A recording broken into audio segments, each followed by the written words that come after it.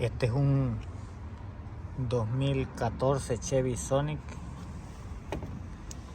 El muchacho decía, cuando enciendo los cricos, escucho un tronido, golpea, decía. Ya quitamos, mira, ya quitamos esto.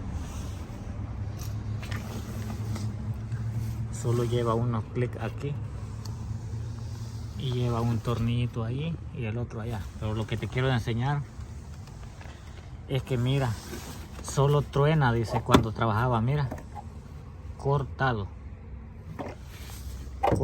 mira. Así que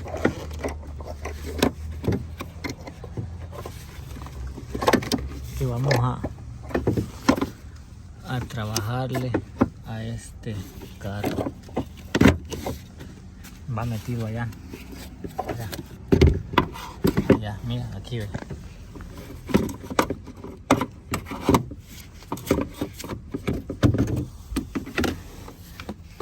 Aquí. Vamos a tener que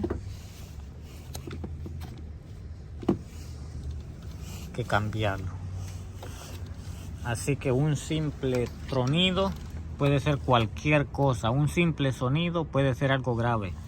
Así que si tú sientes un sonido en tu carro, debes de prestar mucha atención, ¿ok? Así que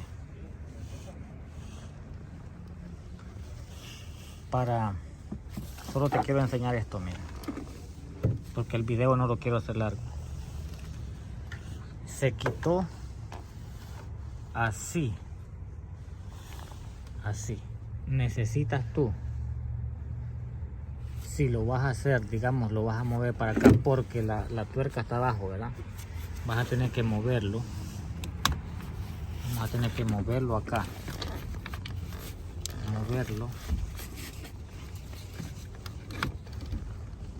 Lo vamos a mover para allá, mira. Allí. Mira. Ahora lo vamos a quitar y así mismo vamos a meter el nuevo en esta misma posición, porque si lo metes en otra posición no te va a quedar bien. Los cricos te van a quedar arriba o te van a quedar abajo. Así que te quiero enseñar esto.